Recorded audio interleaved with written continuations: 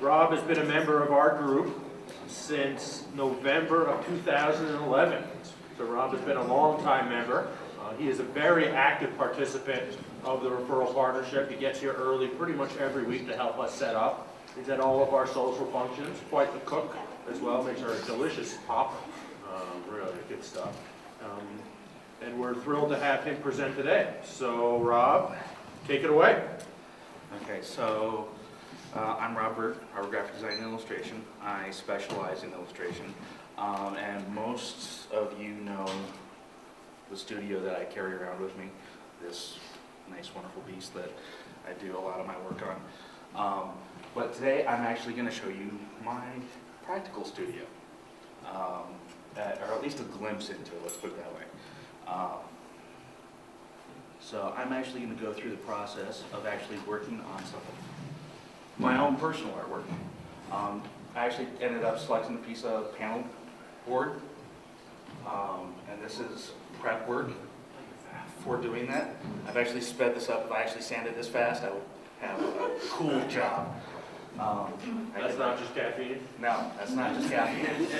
But so here on the panel board, I'm actually roughing this up because I need to prime it, just like you do for every other type of painting stuff.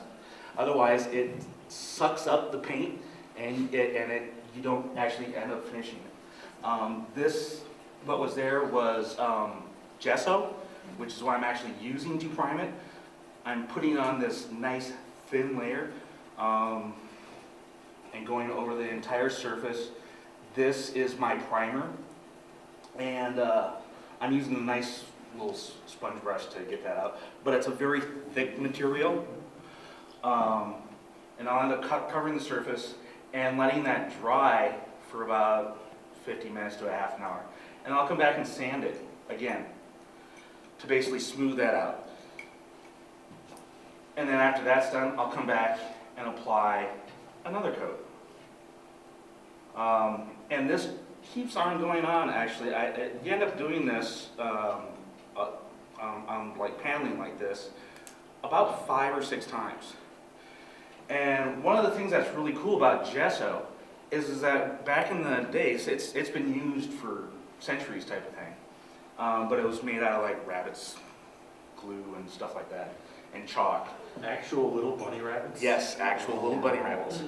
So, but they would, in the old days, some of the artists would actually put together boards and then just like planks and put other boards behind them, and then basically put this over to fill in the nooks and crannies, and then sand it down and use that as their canvas. Hence is why we're able to use like paneling today. Now I had a little bow because I'm using an 1/8 inch piece of MDF, and so I'm using a little trick that you use for like paper when it actually bows. And you can actually put an X on the back of it, and it actually ends up pulling the board or the material that you're using the opposite direction as it dries out. Cool. Did you say MDF or masonite? It's MDF, masonite. Basically it's the same thing. It's a press board that you're actually ending up using. Any type of paneling. You're more or less working to prep the surface. You can actually end up texturing this with gesso and getting a different type of texture or a thicker texture or variety of things because gesso is such a thick material. So this isn't just modern art where you're painting a whiteboard. No, I like it so far. Yeah. This is Very a impressive. Himalayan bunny with a polar bear and a Sosco. That's not Sasquatch. Only good people can see it. So like I said, this I think I ended up doing this about 5 or 6 times to get the surface that I wanted. And then, as with all great intent, great ideas start with one of these, a pencil. And this is me basically just rough sketching out an idea, a concept sketch. And I'm working on the proportions and my placement for different items. you start out light, you go on a little bit thicker, you jump all over the place. That's one of the ways that you actually end up keeping your proportions consistent. I actually ended up throwing that first idea away and starting over again and working out the proportions here again. I like, for my own artwork and stuff like that I do for myself, I kind of like doing concepts that are a little obscure and make you think. Like having the monster of the story actually be the good guy. Or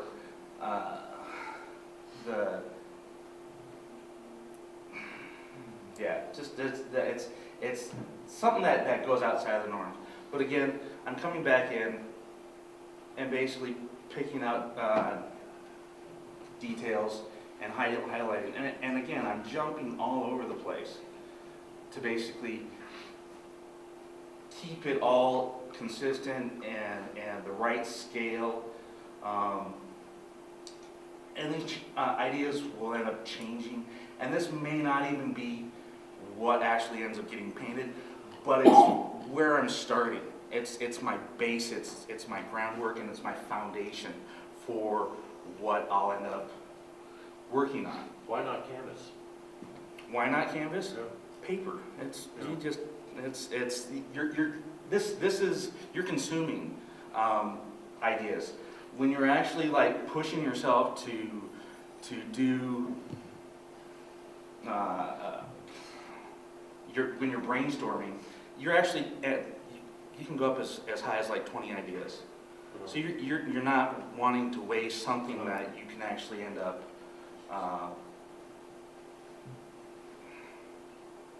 losing in the end, or you don't want to be concerned about its consumption. Okay, so this is the actual sample of the final result. Now this is me prepping. Now I actually ended up. Now I don't know if I'm going to do this again, because this is one of those things that, if you notice, it jumped from going from the white canvas to basically kind of a more black canvas. I actually ended up getting so involved that I forgot that I wasn't being videotaped at the time. I'm actually still roughing out the ideas for my concept, my locations and space, doing my prep. If everybody notices, what color am I painting it? Red. Magenta. It's kind of a brown, actually. It's kind of like a burnt sienna type thing. And there's a reason for that, because you actually don't find straight black or straight white in the universe. It's a mix of colors. It's the slack and addition of a variety of colors. And it's your brain that is putting it all together to make those whites or those shades and darknesses and stuff like that. So that's where I build out of. I like building out of that type of thing. So you're in a kind of creative zone here, Yeah, I definitely like get lost in it. I'll end up having music playing in the background. I mean, you don't hear anything going on right now because I ended up cutting out the sound for this. But it's one of those things that one of the projects that I ended up talking about is there was an art project that I did a long time ago actually. I ended up spending 27 hours straight on it. And it's not the fact that it's your involvement and it's your interest and you just get absorbed. This is the end result for as far as I got. In actuality, I kind of ran out of time in going any farther than this, and I'll end up continuing this on farther. But like I said, this is just a glimpse into this as what I do as an artist, and it'll actually go on. I'll probably, hopefully, you might be able to see that the next presentation. Well, That's that was fantastic, Rob. Yeah. I really So- enjoyed it. Any questions? Why masonite or particle board or MDF versus canvas, traditional canvas? That's what I chose for this. It's not that I couldn't have chosen that. You actually end up doing a lot of similar prep for canvas. You actually still use gesso to go over it and harden up your surface. and then go back over with your paints and stuff like that. This I actually ended up painting in acrylic and stuff like that, but you still use that gesso as a nice base to start your work. That doesn't mean that you can't do it on illustration board or watercolor board or other stuff. This is just the material that I chose for this example. Nowadays, it's made out of acrylic rather than bunny ribbons, right? It is made out of, yeah, it's made out of a mixture of polymers and et cetera. So that's, there's still chalk mixed into a lot of it because it's actually, that allows it to be that sandable material that you can come back and work it off. Any other questions? Do you have your work on your website or? I have my work. On my website. I also have a store at a print-on-demand location that has my a lot of my design work and cartoon illustration work, as well as some of this type of work. From the beginning of the process, acquisition of the piece of board that you're going to use to where you are right here, how many hours would you say were involved? This straight or all together, I probably spent, I want to say 2.5 days on this. Wow. 2.5 days. That doesn't mean that was actual practical application because you got the dry and set time and for the paint in between like the coats for the gesso. A lot of your good work that you're actually ending up doing, there's a lot of prep work that actually goes into before you even get to starting on working on your project. So. What is the idea that you were trying to achieve? I was actually going, if you notice, there's a lot of, like I said, I like pushing people's concepts and ideas on stuff like that. But if you notice in a lot of like the romance novels that you see on the covers and stuff like that, it's this woman who's fawning over this guy or getting rescued or whatever. This, I kind of spun that whole thing. I basically ended up putting the woman as the central fixture, and she's getting fawned over by these guys who need her help and rescue. So it's one of those. I like flipping the switch on stuff like that. I thought it was Hillary Clinton. It's not Hillary Clinton. It's not Hillary Clinton. I don't know that she's got that body anymore. Jackie. Is acrylic your favorite medium? For painting, I don't know. There's so many. Acrylic's probably my funnest medium for painting. There's benefits to all of it. I mean, there's benefits to oil because you actually get to work with it longer. And there's gouache, which is kind of a mix between acrylic and oil that allows you to actually work a little bit longer than what you're allowed to work with acrylics. The nice thing about acrylics is I actually also use it for airbrushing, and it can also be actually watered down to a greater extent to use as watercolor. So it's kind of like an all-purpose medium to a certain degree. Do you sell your art? I do. Is all finished you like? That's an interesting defined thing.